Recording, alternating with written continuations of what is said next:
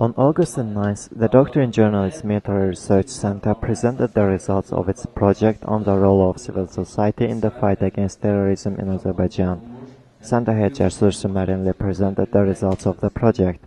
According to him, the major problems in this area are the lack of information about the government's strategy in the fight against terrorism, gaps in the relevant legislation, and the lack of counter-terrorism awareness raising.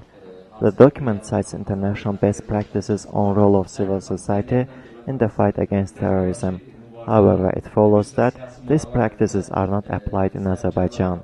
In this regard, the following recommendations were made to the authorities: to prepare a special state program on combating terrorism with the participation of civil society and media, to carry out propaganda among ordinary people on the need to give active support to state agencies in the fight against terrorism, and to end violating human rights and freedoms under the guise of fighting terrorism.